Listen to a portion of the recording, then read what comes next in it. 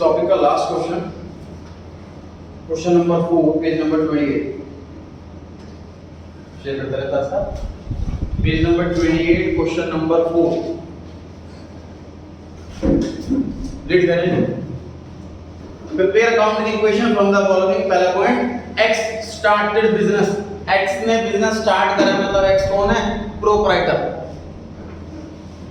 Cash 50,000, goods 60,000, machinery 1 lakh.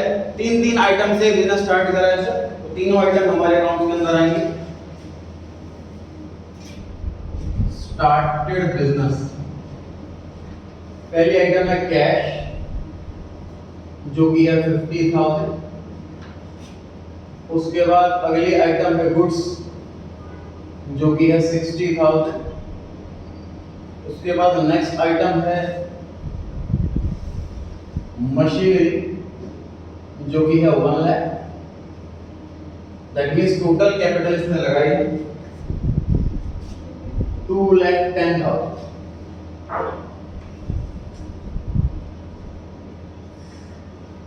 Total capital लगाई है 2,10,000। Notice ऐसा कर रहा है।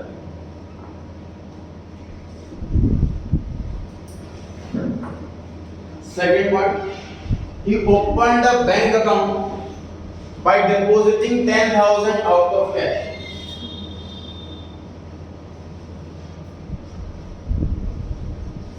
बैंक अकाउंट खोला है। जब बैंक अकाउंट खोलते हैं ना तो जनरली जीरो बैलेंस से अकाउंट नहीं खुलता। हमें स्टार्टिंग में कुछ पैसा डिपॉजिट करना होता है, चाहे तो बाद में उसको निकाल सकते हैं। 10,000 रुपए जमा करके बैंक में अकाउंट खोला है। एक नई एसेट बढ़ गई है बैंक के नाम से और कैश कम हो गया है। जब कैश बैंक में जमा कराएंगे तो हमारी कैश वाली एसेट कम हो जाएगी और बैंक वाली एसेट बढ़ जाएगी। बैंक में प्लस और कैश में माइनस। इसके बाद हमें फिर से न्यू इक्वेशन निकालनी होगी।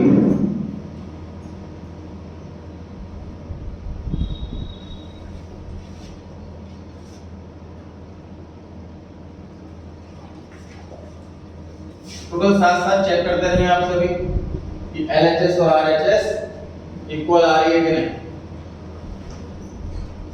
LHS और RHS इक्वल आ रही है कि नहीं, ये चेक करते रहें साथ साथ। सर आउट ऑफ कैश मतलब कैश में से, कैश में से जमा कराया पैसा। पॉइंट नंबर 3 पढ़ेंगे। ये बड़े ध्यान से चैलेंज लिखा हुआ है इस पर। पॉइंट नंबर 3 पे चैलेंज लिखा है, बड़े ध्यान से पढ़ेंगे। 1/4 of the above goods sold. Goods कितने हैं सर? गुड्स है 60,000 के। सोल्ड गुड्स, इसका 1/4 हमने बेच दिया।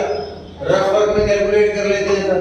60,000 का 1/4 ये 15,000 आता है। तो 60,000 में से 15,000 15,000 के गुड्स हमने बेच दी। तो बताइए कृष्णा, बताइए गुड्स में प्लस करें कि माइनस करें? माइनस करें। तो जब गुड्स बढ़ेंगे तभी तो प्लस करेंगे। परचेज से गुड्स बढ़ते हैं हमारे गोदाम में, सेल करने से गुड्स कम होते हैं। यहाँ पर सेल हो रही है, गुड्स कम हो रहे हैं, इसलिए माइनस। आगे लिखा है at a profit of 20% on cost. मतलब कि सर कॉस्ट कितनी है? 15,000। प्रॉफिट कितना है? 15,000 का 20% 3,000। तो सेलिंग प्राइस कितना होगा? 18,000। कितना समझ पा रहे हैं आप सभी कि 15,000 के गुड्स हमने 3,000 के प्रॉफिट पे बेचे, मतलब सेलिंग प्राइस जो होगा वो 18,000 होगा। मतलब कस्टमर से मुझे 18,000 रुपीज लेने। ठीक, आगे लिखा हुआ है 75% of the payment is received in cheque form. मतलब 18,000 का 75%।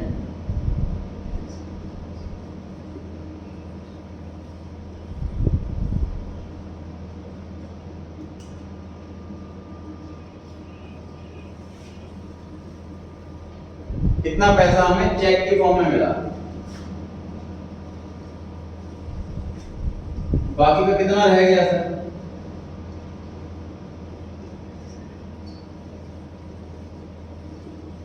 कितना रह गया? ठीक बात है।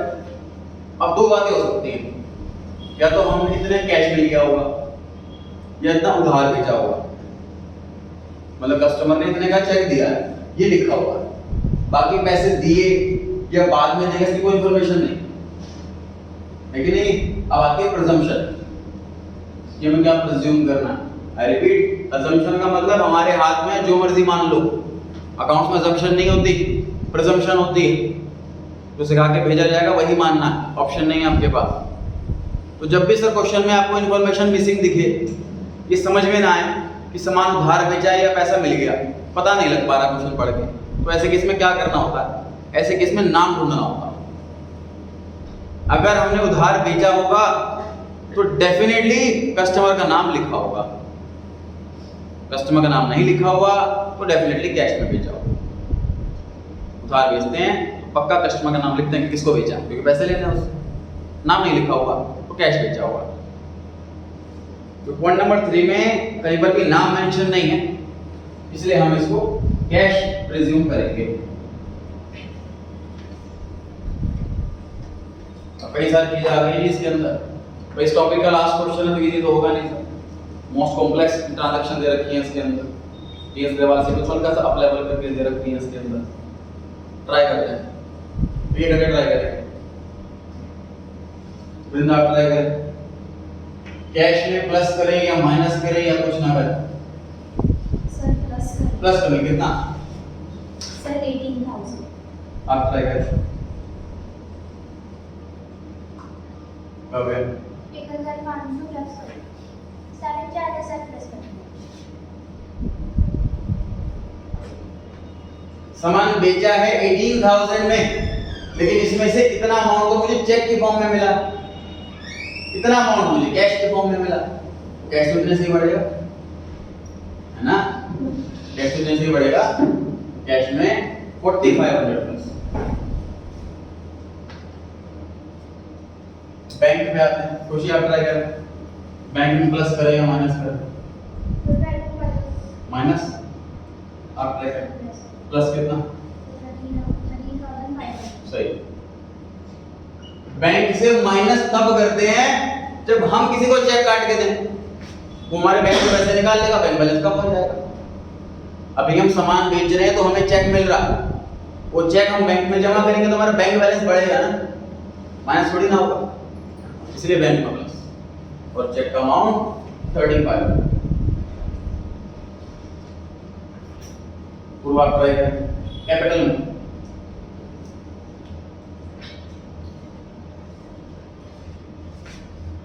निवेद, कैपिटल में क्या करें? निवेद प्लस के माइनस कितना? सर 18,000।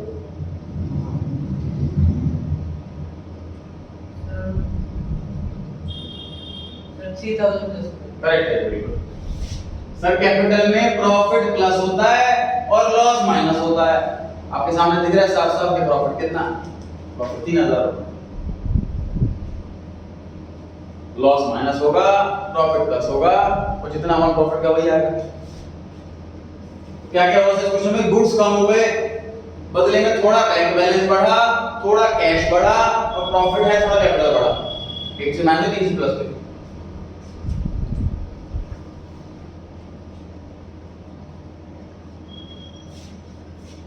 न्यू इक्वेशन निकालें जिसके बाद। न्यू इक्वेशन के लिए आप लोग बोर्ड पर ना देखें, खुद कैलकुलेट करें।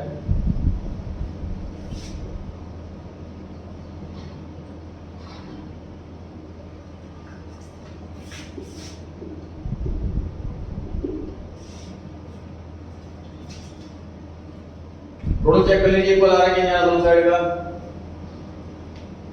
टोटल इक्वल का काम आपको हर एक इक्वेशन की बात करना है। सर 44,500 आएगा ना? 44,000। अच्छा प्लस करा, मैंने माइनस कर दिया।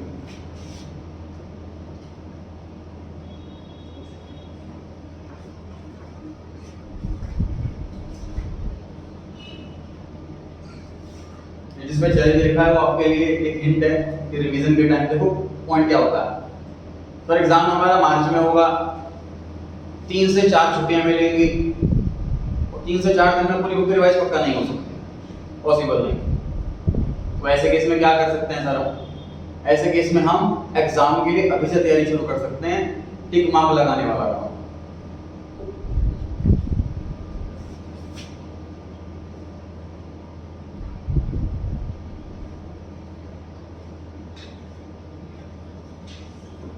तो मैं पढ़ता था, तो जो क्वेश्चन को कर लिया सॉल्व बहुत इजी, एक बार में हो गया, कुछ भी नहीं है इसमें, तो उस पे ई लिख दिया, इजी। इसको दोबारा मैं देखूंगा इस क्वेश्चन को। जो क्वेश्चन हो गया लेकिन थोड़ा सा मैं अटका, लेकिन हो गया। एग्जाम में मुझे लग रहा हो जाएगा, लेकिन शायद ना भी हो पाए, रिवाइज नहीं करा तो उस पे ए लिख दिया, मतलब एवरेज। जो बड़ा टफ सा लगा तो हुआ ही नहीं बार में, रिवीजन नहीं करा तो पक्का एग्जाम में नहीं हो पाया, उस पर टी लिख दिया। तो जब मैं रिवाइज करने बैठूंगा तो मैं ई रिवाइज नहीं करूंगा, सिर्फ ए और टी रिवाइज करूंगा। और मुझे लग रहा है मेरे पास रिवीजन का बहुत कम टाइम, मान लीजिए तबियत खराब हो गई या पढ़ नहीं पाए, छुट्टियां बहुत कम मिली है पेपर में, बहुत ही कम टाइम, तो मैं सिर्फ टी वाले क्वेश्चन रिवाइज करूंगा। तो ये हमें अभी से प्रिपरेशन शुरू करनी है, तभी चैप्टर फर्स्ट टाइम पढ़ हर पॉइंट पे ऐसे मार्क करते चलना। जिन पे मैंने चैलेंज लिखा हुआ समझ लो वो टी वाले वो मैंने एडवांस में लिख के दे, एग्जाम के टाइम कुछ रिवाइज करो ना करो, ये पॉइंट जरूर रिवाइज कर लेना, बिना रिवीजन के नहीं हो पाएंगे। पॉइंट नंबर 4 पर आ गए सर हम, depreciation on machinery at the rate 10%। Depreciation क्या होती है सर? घिसावट। मशीन हमने खरीदी जितने रुपए की भी उतने रुपए की नहीं रहेगी हमेशा, उसकी वैल्यू कम होती जाएगी, घटती जाएगी। तो यही हो रहा है सर, 10% से वैल्यू कम हो रही है।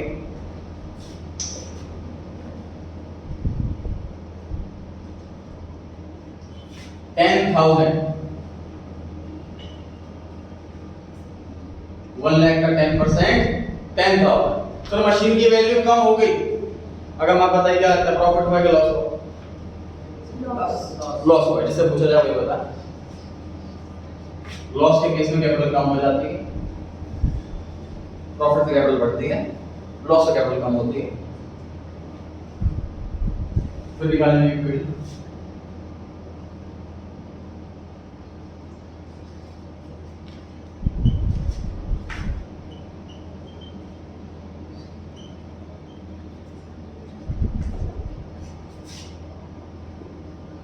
सर हम पेपर में भी ऐसे एनी लिख के आ सकते हैं, ये Any इक्वेशन की शॉर्ट फॉर्म। नहीं, सर हमने 4500 का लिखा थर्ड वाली इक्वेशन में प्लस कैश में 4500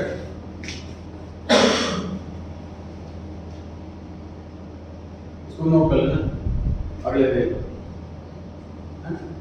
ध्यान रखना कि कैसे कैसे अमाउंट आया। रिवीजन के टाइम में सीधा यहाँ से देखो तो समझ में नहीं आएगा, पता नहीं चले कहाँ से लिखवा दिया 4500, है ना? कैलकुलेशन अपने अंडरस्टैंडिंग के लिए नोट कर लेना, अगले पेज पे ये बेसिस ही मिल जाएगा।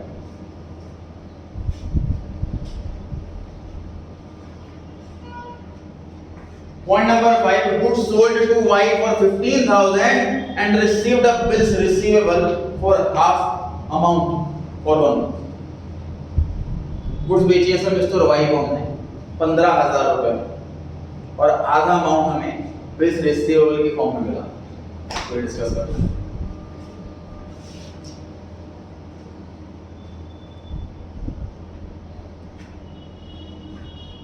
भरत आप ट्राई करें, गुड्स में प्लस करने में माइनस करें। माइनस करेक्ट है सर, गुड्स बेच रहे हैं, खरीद थोड़ी ना रहे हैं, तो गुड्स तो कम होगा हमारे पास। पर सर 15,000 तो प्रॉफिट के साथ बेचा होगा कॉस्ट ना? प्राइस कितनी है बता? नहीं, आप अपना मान सकते हैं कुछ। ध्यान से देख लीजिए, बिल्स ऑफ एक्सचेंज नाम से चैप्टर आएगा हमारा, टर्म 2 में समझेंगे डिटेल में क्या होता है बिल्स ऑफ एक्सचेंज। थोड़ी सी अंडरस्टैंडिंग दे रहा हूं मैं आपको अभी। बिल ऑफ एक्सचेंज क्या है सर? एक पेपर है, एक्ट आता है नेगोशिएबल इंस्ट्रूमेंट एक्ट 1881, उसके हिसाब से वो एक नेगोशिएबल मतलब क्या होता है कि नेगोशिएट करना मतलब एक को दूसरे में ट्रांसफरेबल। जैसे जो करेंसी होती है हमारी वो नेगोशिएबल होती है, मतलब मैंने आपको 500 का नोट दिया तो अब वो आपका हो गया, अब आप किसी और को भी दे सकते हो, वो किसी और को दे सकता है। ऐसे बिल ऑफ एक्सचेंज जैसे मैंने किसी से पैसे रिटर्न में दे दिया कि मैं पैसे दूंगा, तो वो पेपर मेरे लिए करेंसी के जैसा हो गया। मतलब वो ऑथराइज होता है, रजिस्टर्ड होता है, स्टैम्प पेपर पे होता है, तो लीगल होता है, मतलब कंप्लीटली वो मैं आगे किसी को दे सकता हूँ, फिर वो आगे किसी को दे सकता है। उस पेपर का नाम बिल ऑफ एक्सचेंज होता है। ठीक, अच्छा, उस पेपर के बेस पर मुझे पैसे लेने हैं, तो मैं इस पेपर को बुलाऊंगा बिल्स रिसीवेबल। जिसने साइन करके दे रखा है कि मैं पैसे दूंगा, वो इस पेपर को बुलाएगा bills payable.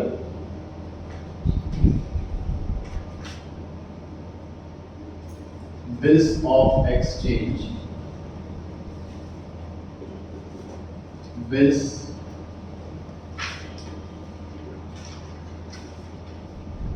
Receivable, bills payable. Paper वही है, बस जिसको पैसे मिलने हैं वो उसको बिल्स रिसीवेबल बुलाएगा, जिसको पैसे देने हैं उस पेपर को बिल्स पेएबल बुलाएगा। तो हम क्या बुलाएंगे इस क्वेश्चन में, बताइए, रिसीवेबल की पेएबल? रिसीवेबल, क्योंकि हमें पैसे लेने हैं ना, हमने सामान बेचा है, हम तो पैसे लेंगे। ठीक है, नहीं है, सेट आ गई है बिल्स रिसीवेबल के नाम से 75 उसमें लिखा हुआ है कि आधे अमाउंट का मिला है, हाफ अमाउंट। तो एक नई एसेट आ गई हमारे पास बिल्स रिसीवेबल के नाम से। बाकी जो आधा अमाउंट रह गया, ऋषभ क्या माना है आपके हिसाब से, कैश क्या होगा? कुछ मेंशन है क्वेश्चन के अंदर, तो आपके हिसाब से क्या माना है? कैश।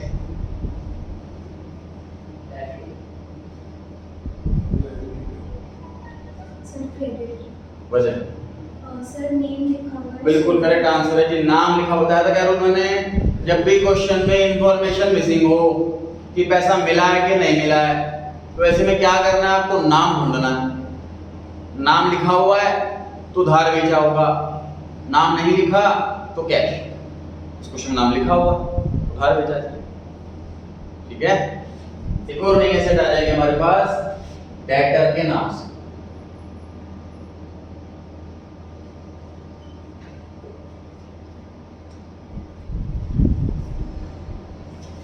गुड्स कम हो गए, एक एसेट कम हो गई, उसके बदले दो एसेट आ गई, आधी बीआर के नाम से और आधी डेटर के नाम से।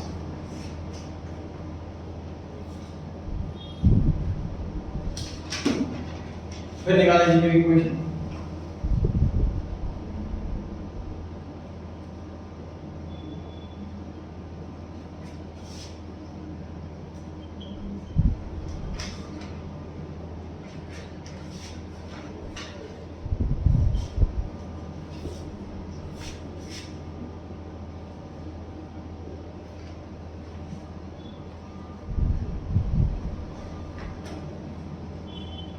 सर हमें डेटा कितना दिया होगा, किया डेटा होगा, कैश में नहीं दिया होगा।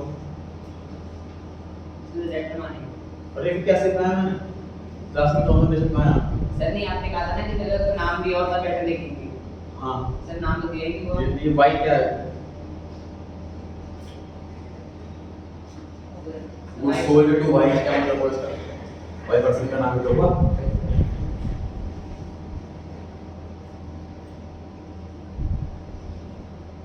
पॉइंट नंबर 6 पर आ गया जी हम। Sold goods for cash costing 2000 and on credit costing 6000, both at a profit of 10%। इसमें भी चैलेंज लिखा हुआ है।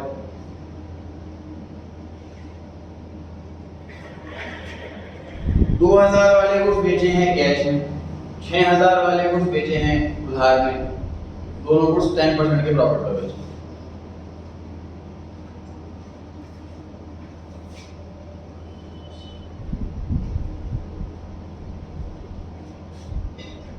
सोल्ड गुड्स जो शिकार करेंगे, गुड्स में प्लस करेंगे माइनस करें, कितना?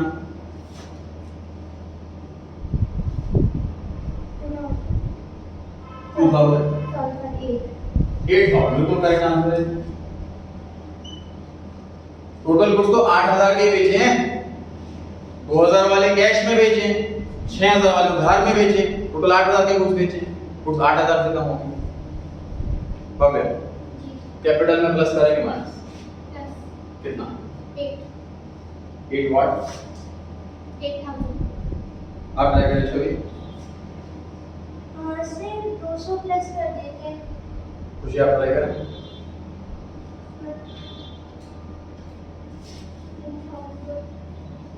प्राची, पूर्वा, जो तो गलत है ना, तब आगे बढ़ रहा हूँ मैं आपसे, ये तो पक्का गलत नहीं है।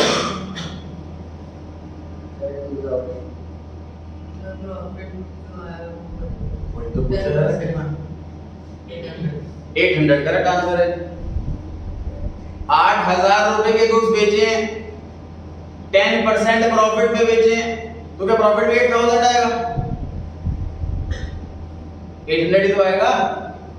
8000 का 10%, ठीक है। बहुत बेसिक कैलकुलेशन है, इसलिए कोई टफ का अकाउंट का कोई टफ सा कॉन्सेप्ट नहीं, कोई फॉर्मूला सा नहीं है, तो मुझे सिखाना है आप लोगों को। सर क्वेश्चन हाँ जी, सर तो उसमें गोल्ड तो कैश प्लस होंगी ना। अभी कंप्लीट करता हूँ फिर बता दूँ। 8000 रुपए के गुड्स बेचे हैं और 10% प्रॉफिट पे बेचे, तो 8000 का 10%, 800 का प्रॉफिट आ गया। स्प्लिट करते हैं। क्वेश्चन में लिखा है 2000 के गुड्स बेचे हैं और 6000 के गुड्स बेचे हैं।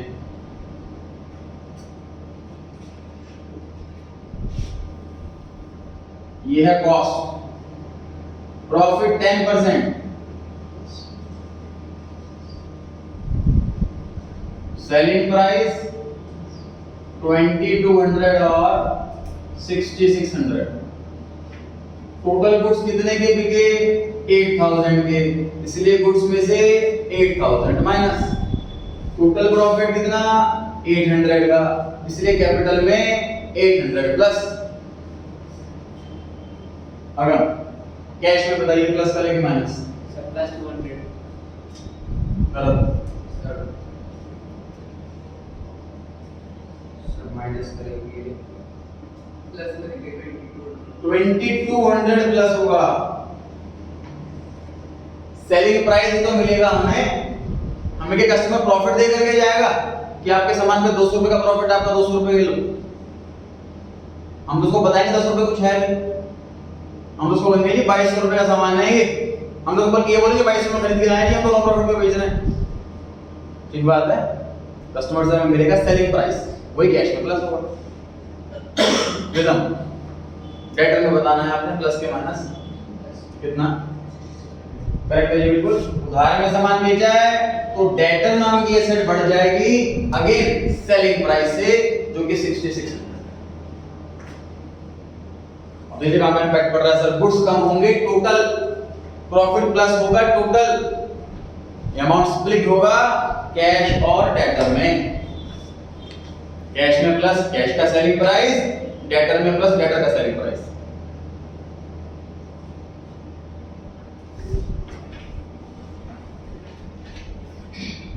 डाउट है तो पूछिए, न्यू इक्वेशन निकालिए। आपका डाउट क्लियर होगा? यस।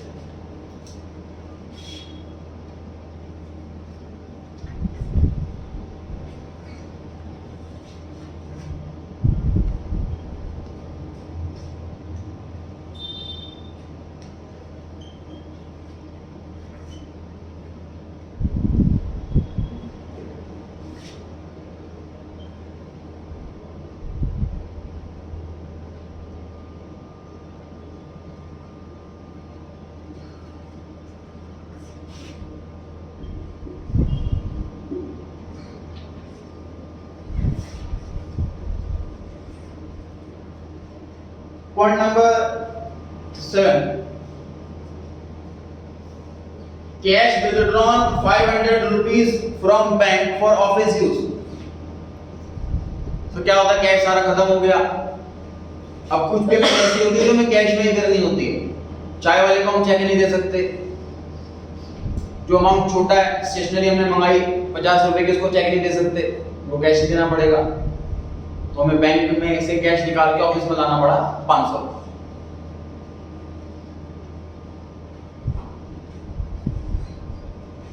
इसकी बात चल रही, बताएं कैश में प्लस के माइनस? वृंदा और क्या कर? सर में माइनस बैंक में माइनस, बैंक बैलेंस कम हो जाएगा। ये बैंक का अमाउंट कौन सा चल रहा है, ये वाला। 25। बैंक बैलेंस कम हो जाएगा, कैश बैलेंस बढ़ जाएगा।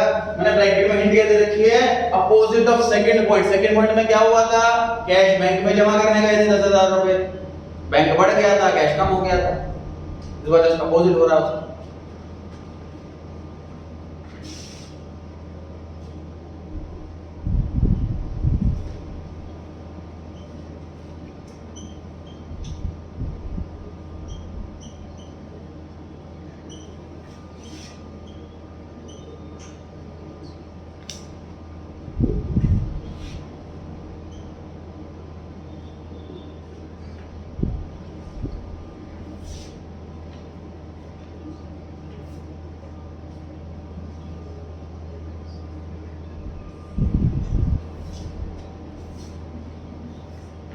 थोड़ा चेक करते हैं साथ साथ।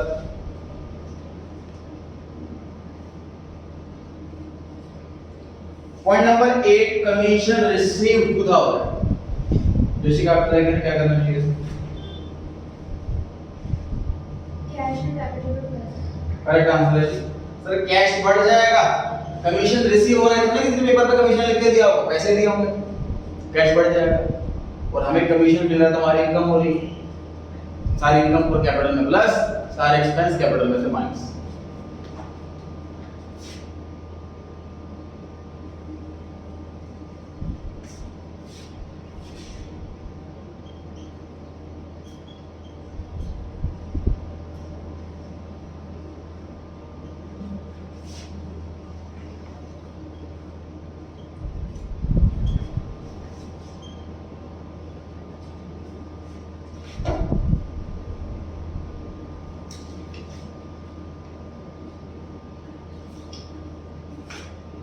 Commission received in advance, noting कर लीजिए पहले कंप्लीट यही क्वेश्चन।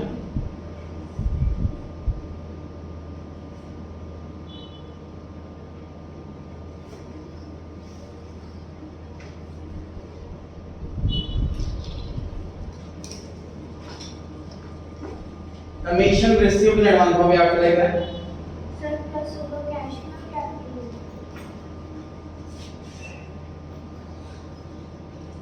कमीशन एडवांस में रिसीव हो रहा है सर, पैसे तो मिल ही रहे हैं, कैश बढ़ना चाहिए डेफिनेटली। और क्या होना चाहिए? लायबिलिटी में बढ़ना चाहिए। बिल्कुल सही सर। पिछले पॉइंट और इस पॉइंट में फर्क क्या है? पिछले पॉइंट में हमने काम किया, बदले में हमें पैसे मिल गए, हिसाब साफ हो गया, इनकम हो गई हमारे।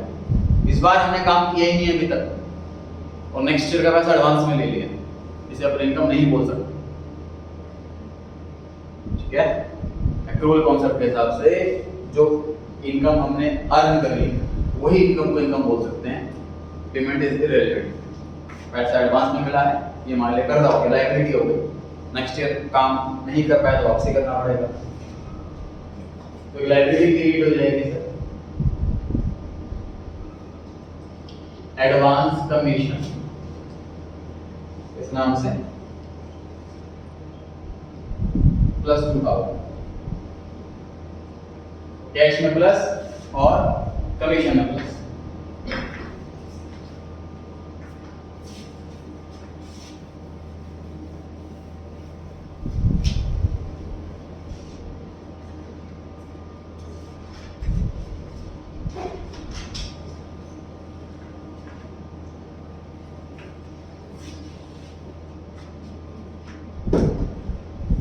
न्यू इक्वेशन आ गई sir, 51,200 plus 22,000 plus 90,000 plus 23,000 plus 7,500 plus 14,400 equals to 2,000 plus 2,05,800।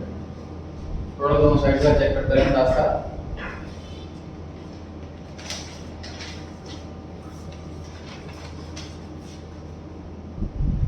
पढ़े जाएंगे point number 10, commission received 6,000 including advance 2,000। Commission received 6000 including advance 2000। पूछिए, वो भी एक बार बता दीजिए। ये सर यहाँ पे ही होगा, बाकी कैसे होगा? कैश में प्लस होगा कितना? 8000 8000। आप ट्राई करें बच्चों। 6000 कैश में प्लस होगा 6000, टोटल पैसा हमें 6000 रुपए मिल रहा है। राशि और क्या करें? एडवांस वाले में 3000 एडवांस मिला है सर 2000 रुपए, तो हमें 2000 कमीशन एडवांस वाली लायबिलिटी बढ़ जाए। पूर्व आप ट्राई करें, क्या करें और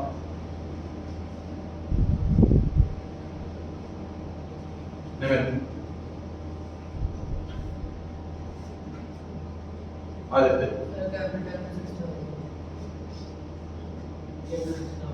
कैपिटल में 6000 पकम सर हम 6000 तो कैश में ऐड करेंगे सर, 2000 एडवांस कमीशन में और 4000 कैपिटल में।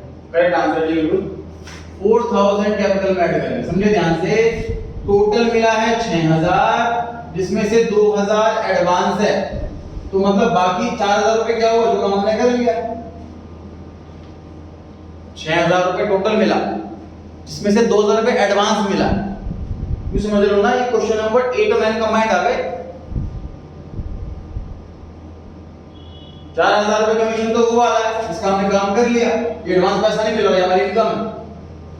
तो 4000 रुपए कैपिटल में प्लस 4000 रुपए कैश में प्लस, ये एडवांस में मिला है। 2000 रुपए कैश में प्लस 2000 लायबिलिटी में प्लस, टोटल कैश 6000 पड़ गया। ठीक है, पॉइंट नंबर 10 समझ लो कि 8 और 9 कंबाइंड होकर आगे आ गया। पॉइंट नंबर 10 में ऐसा लिखा हुआ है कि 4000 रुपए मिला, वो तो मिलने का 2000 एक्स्ट्रा मिल गया, एडवांस मिल गया, ऐसा हुआ। Point number 11 receive against BR. Point number वापस आइए पॉइंट नंबर 5 पर। पॉइंट नंबर 5 में क्या लिखा था? Good sold to Y for 15000 and received the bills receivable for half amount for 1 month. तो जो बिल ऑफ एक्सचेंज होता है उसमें टाइम पीरियड मेंशन होता है, सामने वाला कब पैसे देगा। और जैसे ही वो टाइम पूरा हो जाएगा तो जिसके पास बीआर है वो पैसे लेने के लिए जाएगा बीपी वाले के पास, भाई आपका पेपर पकड़ो मुझे पैसे दो, और वो पैसे हमें मिल गए, लिखा होगा रिसीव अगेंस्ट बीआर।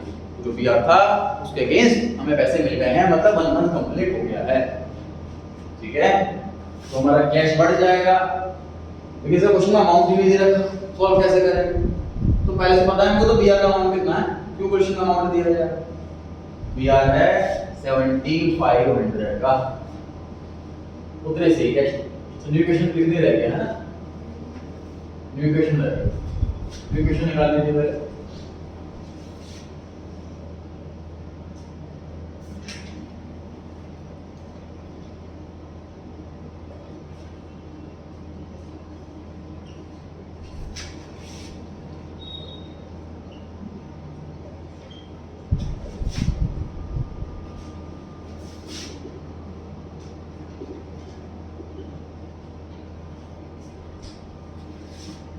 कैश में प्लस 7500, बीआर में माइनस 7500, इसके बाद हमारा बीआर नहीं बचेगा।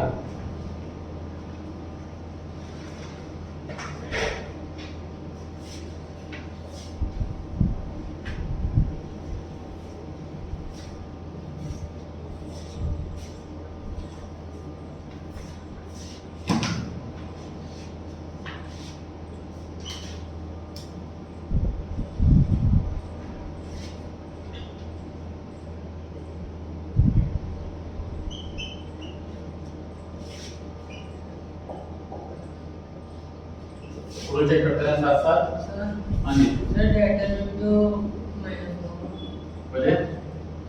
सर ये डेटा भी तो खत्म होने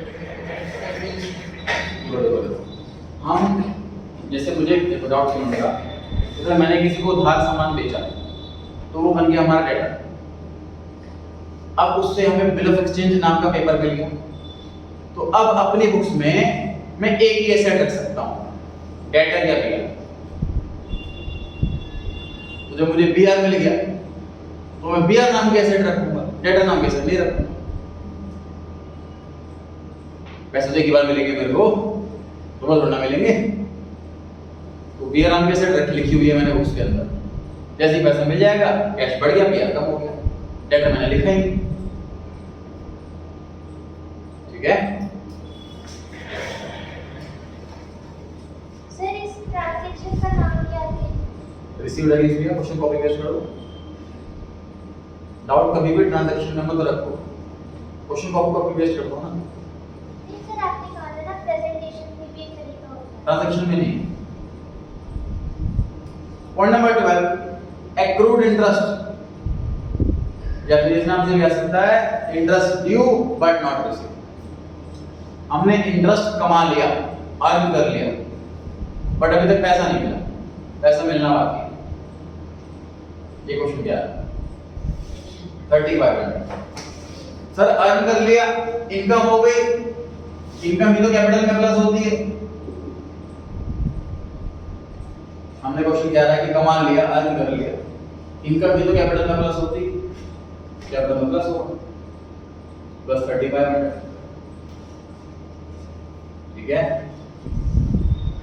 हमने किसी से पैसे लेने का राइट आ गया, तो पैसे मिल गए होते तो कैश में प्लस कर देते, लेकिन पैसे मिलने बाकी थे, पैसा मिला नहीं। इसको हम एक्रूड इंटरेस्ट इस नाम से बुलाते हैं। This is an asset. Sir asset होती कैसे है?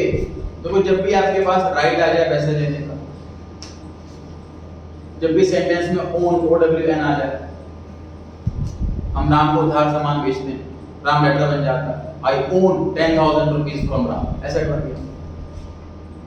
मैंने किसी को लोन पे पैसा दे रखा था, उस पर इंटरेस्ट बन गया मुझे 3500 रुपीज का, उसने अब तक पैसे दिए नहीं, I owe 3500 rupees from him. Owe आ गया बट एसेट हो गया। जहां पर भी ओन बढ़ा जाए वो एसेट हो जाती है, जैसे कि एक्रूड इंटरेस्ट। सर इसे डेटर में नहीं जोड़ सकते? डेटर वो होते हैं जिसको हमने कुछ उधार में बेचे, और इंटरेस्ट का प्रोसेस को लिख देंगे।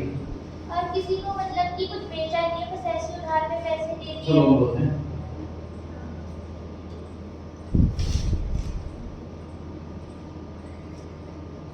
आपके पास स्पेस कम पड़ रहा होगा शायद एसेट्स के केस में, थोड़ा आपको आइडिया जाएगा भी एसेट ज़्यादा बड़ी हो सकती है, तो मार्जिन लेके चलना होता है।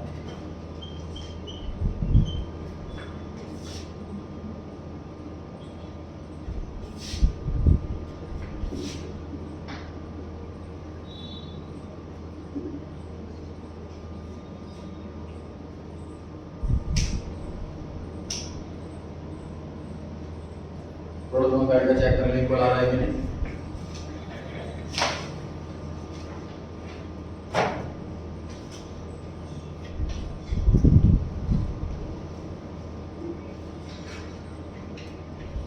इस चैप्टर के अंदर टोटल 2 टॉपिक्स हैं।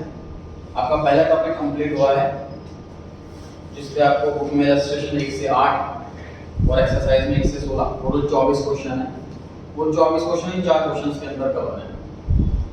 4 क्वेश्चन मैंने आपको कराए हैं, आपको पहले इन चारों को घर जाके रिवाइज करना बहुत अच्छे से, मतलब टीएस लेवल की बुक आप तब लेके बैठे जब आप तसल्ली कर लें कि ये 4 क्वेश्चन मेरे टिप्स पर है, इन चारों से जो मर्जी क्वेश्चन पूछ लो मुझे पक्का अच्छे से आता है, तब आप क्वेश्चन करने बैठे और टीएस लेवल को एज अ टेस्ट करने बैठे, मतलब खुद का टेस्ट कर रहे हो आप, टेस्ट दे दोगे, क्वेश्चन पढ़ा, सॉल्व करा, फिर आंसर से मैच करके देखा कि सही आ रहा है कि नहीं। जैसे ये लिखते हैं, हाँ जी, सर ट्रांजैक्शन को जैसे लिखने में गलती होगी ना, कैसे पता चलेगा इसलिए ये गलत है?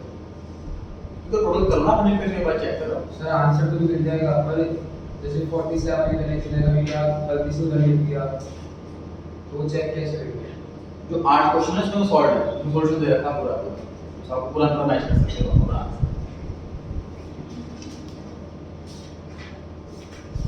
अगले टॉपिक पर आ रहे हैं।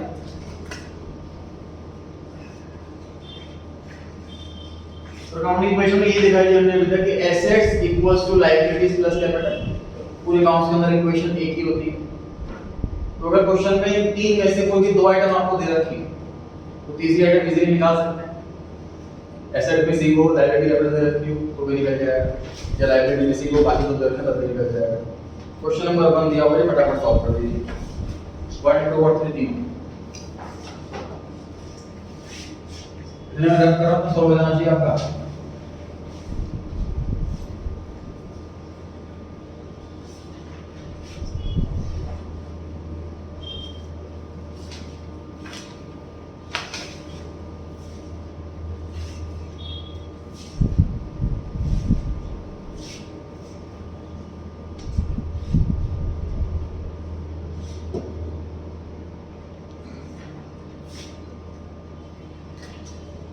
Question number 1.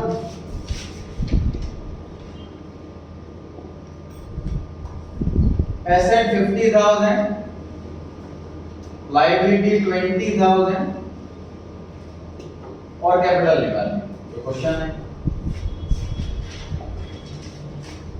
Question number 2, liability 40,000, capital 50,000, asset निकालना। ये भी question. Question number 3, asset 1 lakh, capital 75,000 और लायबिलिटी निकालना।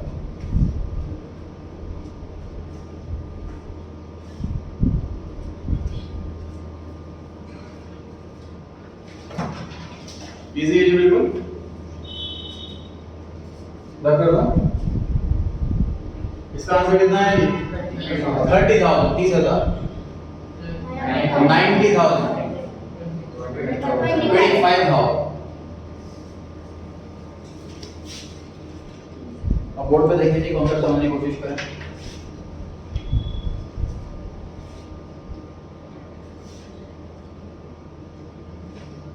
सर बिजनेस स्टार्ट हुआ 1 अप्रैल 2021 को। 10 लाख रुपीस कैपिटल लगा करके पूरे साल में गुड्स बेचे, एक्सपेंस हुआ, इनकम हुई। ड्यूरिंग द ईयर जो कि क्लोज होगा 31 मार्च 2022 को प्रॉफिट हुआ, मान लीजिए ड्यूरिंग द ईयर 1 लाख।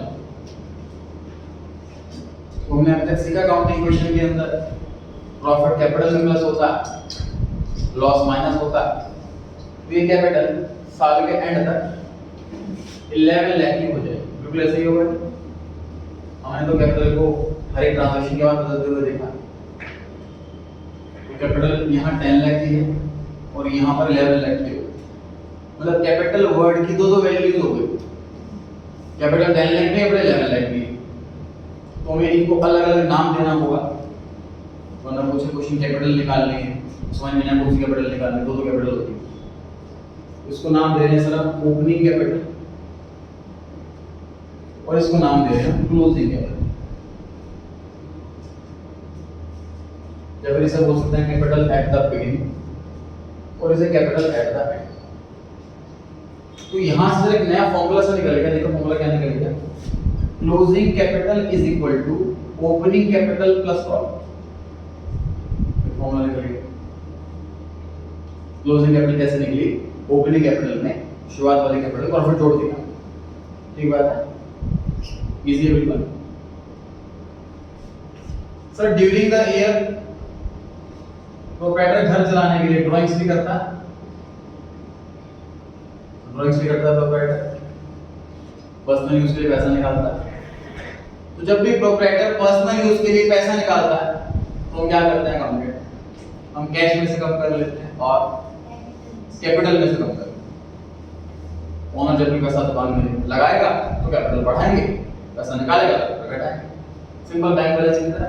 मैं बैंक में पैसा जमा करूंगा तो बैंक वाला मेरा बैलेंस बढ़ाएगा, मैं बैंक से पैसा निकालूंगा तो बैंक वाला मेरा बैलेंस घटाएगा। तो कैपिटल ड्राइंग्स की वजह से कैपिटल कम हो जाती है।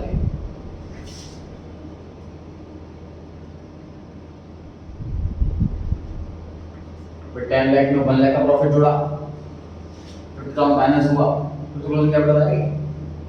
तो क्लोजिंग कैपिटल का सिर्फ अपडेटेड फॉर्मूला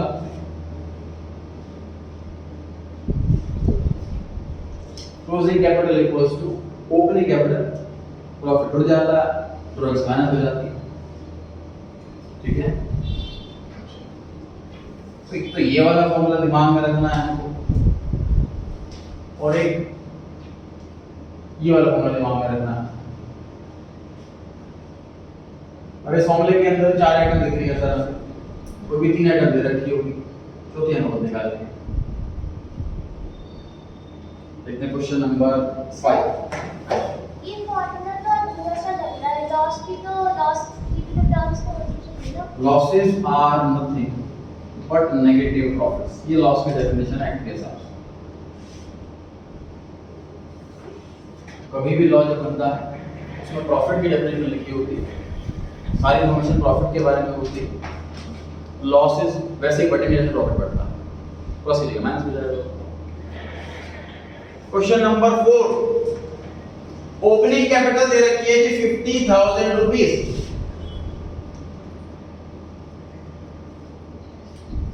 उसके बाद लिखा है क्लोजिंग एसेट्स, यहां पर इस डेट पर क्लोजिंग लायबिलिटीज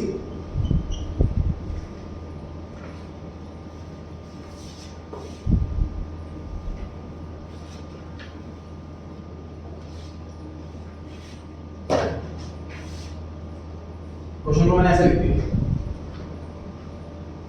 ओपनिंग कैपिटल पता है, इस डेट की एसेट और लायबिलिटी पता है, प्रॉफिट का क्वेश्चन मार्क। मतलब प्रॉफिट निकालने का हमें फॉर्मूला जो पता है, तो closing capital equals to opening capital plus profit. Question में ड्राइंग्स की इंफॉर्मेशन कहीं पर नहीं तो वो मिल, ठीक। तो प्रॉफिट मुझे निकालना है, ओपनिंग कैपिटल मुझे पता है, बस किसी तरीके से क्लोजिंग कैपिटल मालूम हो जाए फिर आंसर आ जाएगा।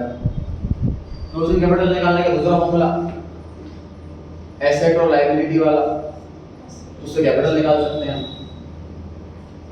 Asset equals to liability plus capital, asset पता है, लायबिलिटी पता है, कैपिटल निकल जाएगी, और ये क्लोजिंग कैपिटल होगी। समझ आ रही है बात? क्योंकि दोनों भी क्लोजिंग, इस फॉर्मूले के हेल्प से क्लोजिंग कैपिटल निकल जाएगी, उस क्लोजिंग कैपिटल को मैं इधर रखूंगा, ओपनिंग कैपिटल से पता ही है और बढ़ा जाएगा, शुरू हो जाओ। जो कोई डाउट है बताइए, कौन सा point? Asset equals to liability plus capital formula पता है, एसेट पता, लायबिलिटी पता।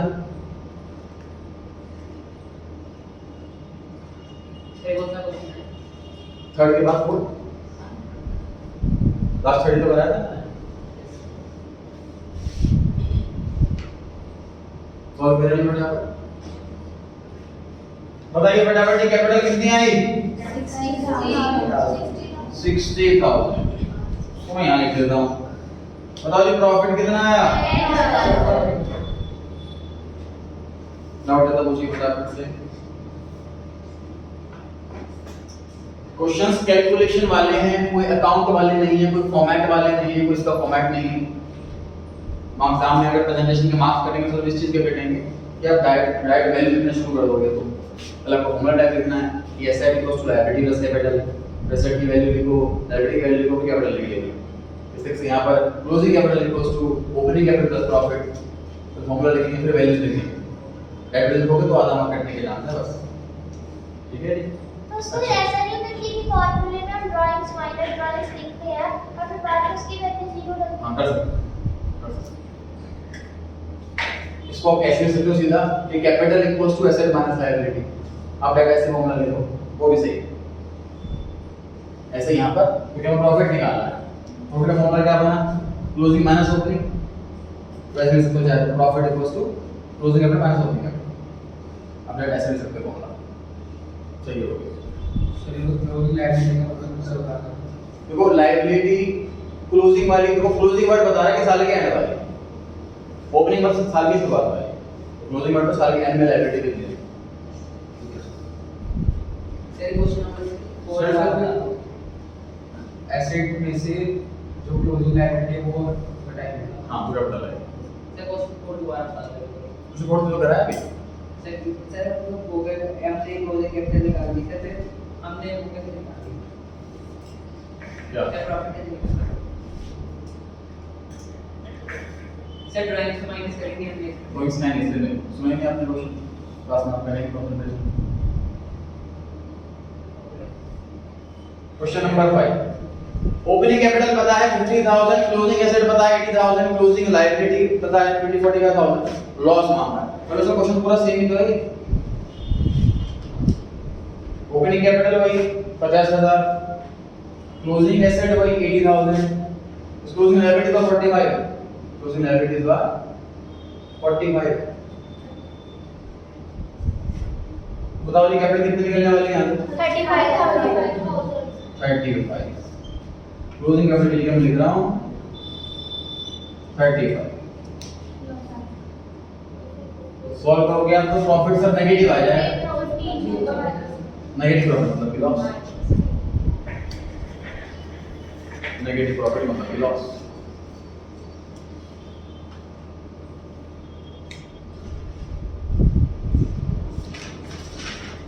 क्वेश्चन नंबर 6, कैलकुलेट करें टोटल एसेट्स, और ये इंफॉर्मेशन दे रखी है।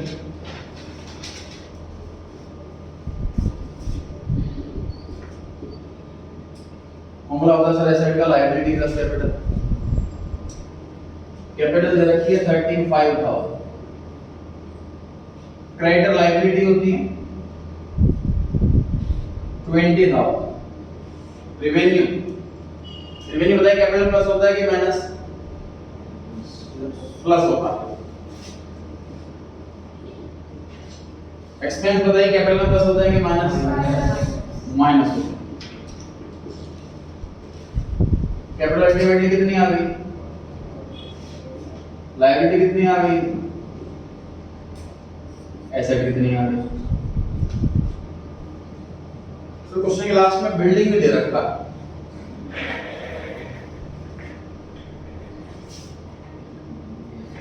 तो प्लस करे कि माइनस करे?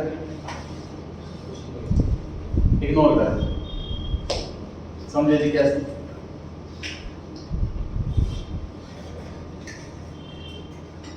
देखो एसेट जब 65 की आ रही है, ये थोड़ा ना कि एक ही एसेट है, इसके अंदर बहुत सारे एसेट्स होंगे, टोटल एसेट है, इसके अंदर कैश भी होगा, बैंक बैलेंस भी होगा, गुड्स भी होंगे, बिल्डिंग भी होगी, मशीन भी होगी, और हमसे मांगे टोटल एसेट्स बताओ। तो लायबिलिटी में जब कैपिटल ऐड करते हैं तो टोटल एसेट तो निकलती है। अब हमें कंफ्यूज होकर क्वेश्चन बोल देंगे बिल्डिंग 10,000 रुपए की भी 10,000 रुपए की है, तो है टोटल बताया तो पहले से, टोटल ही मांगा। तो क्वेश्चन में कुछ ऐसा मांगा होता कि टोटल एसेट बताओ अदर देन बिल्डिंग, तो बिल्डिंग माइनस करते, ठीक है? टोटल एसेट के अंदर बिल्डिंग ऑलरेडी इंक्लूडेड है, इसलिए हम बिल्डिंग का कुछ भी नहीं करना, कंफ्यूज करने के लिए एक्स्ट्रा इंफॉर्मेशन दे रखी है। फिर हो गई जी बात? नहीं सर, बिल्डिंग तो क्लियर हुई। तो नेक्स्ट क्वेश्चन पर आते हैं, 7th question. Sir building asset में बिल्डिंग एसेट होती है। 7 पढ़ेंगे, Edu commenced business on 1st April 2020 with a capital of 40,000 rupees. On 31st March 2021, his assets were 70,000 and liabilities 20,000. Find out the closing capital and profit.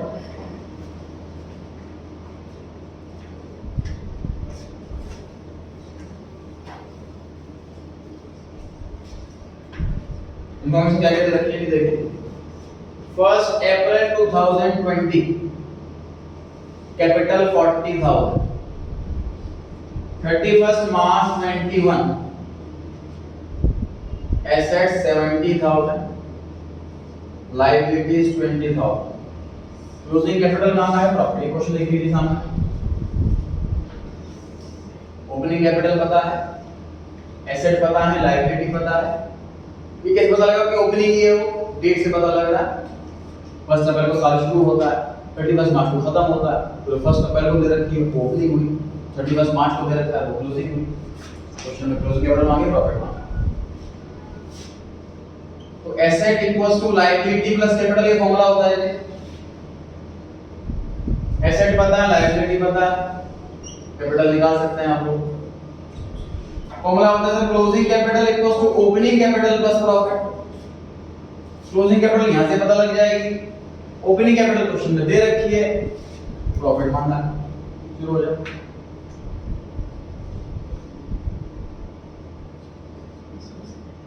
Saline capital कितनी है? Sir question 6 दोबारा बता दो। Solve करेंगे, देखो closing capital निकालें कितना है? 50,000 क्लोजिंग कैपिटल है 50,000, 50,000। Opening capital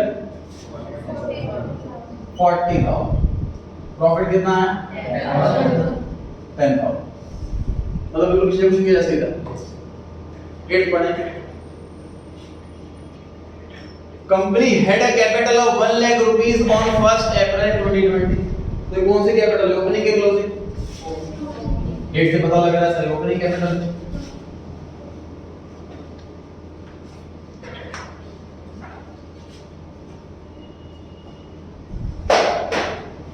He had also goods amounting to 20,000 which he had purchased on credit and payment had not been made। 20,000 रुपए की गुड्स उधार में खरीदे और पेमेंट अब तक नहीं गई। तो क्वेश्चन इनडायरेक्टली यही तो कह रहा है कि क्रेडिटर नाम की लायबिलिटी है 20,000 की, गुड्स खरीदे उधार और पेमेंट नहीं गई। क्वेश्चन ये तो कह रहा है 20,000 रुपए की लायबिलिटी हो गई थी। Find out the value of total assets.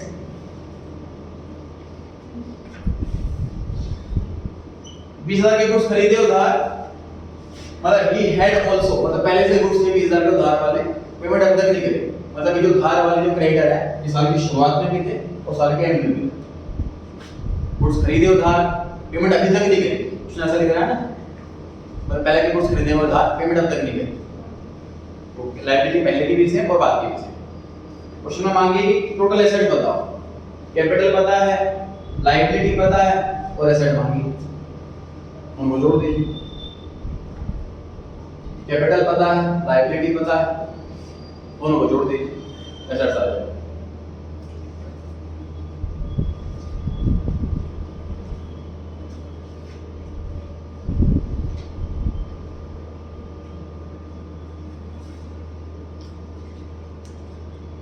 चलिए इतना करते हैं आज, तो स्टॉक को ऐड भी जितना करा है उसको रिवाइज जरूर करके आना है। तो स्टॉक को ऐड भी करेंगे आप स्टॉक जैसे क्वेश्चन नंबर 6 में हमने बिल्डिंग ऐड नहीं करी, है ना। कैपिटल में लायबिलिटी जोड़ने के बाद टोटल एसेट